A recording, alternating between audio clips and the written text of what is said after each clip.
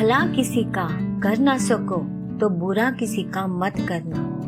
मनुष्य जब संसार से जाता है तो भलाई जब बुराई ही साथ ले जाता है। जो दूसरों की भलाई के लिए समर्पित है वही सच्चा पुरुष है।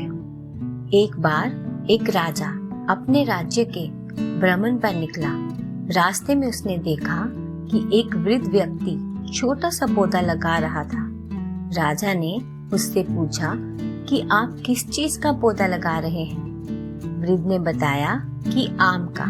राजा कुछ देर सोचता रहा और फिर बोला कि इस पौधे को बड़े होने और फल आने में कई साल लग जाएंगे, तब तक क्या आप जीवित रहोगे? उसे लग रहा था कि वृद्ध ऐसा काम कर रहा था जिसका फल उसे नहीं मिलेगा। इस पर वृद्ध ने राजा को जवाब दिया कि आपको लग रहा होगा कि मैं पागलपन कर रहा हूँ। जिस चीज से मुझे फायदा न हो उस पर मेहनत करना बेकार है। लेकिन जरा ये सोचिए कि मैंने दूसरों की मेहनत का कितना फायदा उठाया है। दूसरों के लगाए पेड़ों के कितने फल खाए हैं। क्या उस कर्ज को उतारने के लिए मुझे कुछ नहीं करना चाहिए? क्या मुझे इस भावना से पेड़ नहीं लगाने चाहिए कि उनके फल दूसरे खा सके? राजन जो केवल अपने लाभ के लिए ही काम करता है वह स्वार्थी वृद्धि का मनुष्य होता है।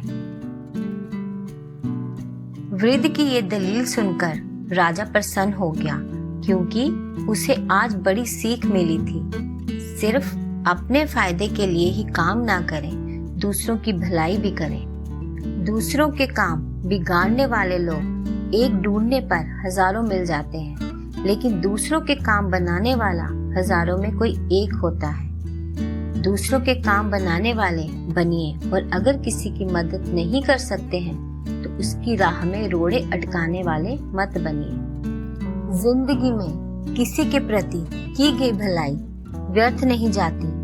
वह कभी ना कभी किसी न किसी रूप में आपके पास लौट ही आएगी। दूसरों की मदद कीजिए, और अगर मदद नहीं कर सकते हैं तो दूसरे को उसके हाल पर छोड़ दीजिए।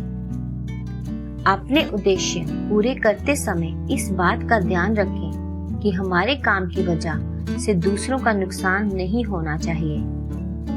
भलाई करना कर्तव्य नहीं, आनंद है, क्योंकि वह तुम्हारे स्वास्थ्य और सुख की वृद्धि करता है। आप खुश रहें, मुस्कुराते रहें और दूसरों की भलाई करते रहें।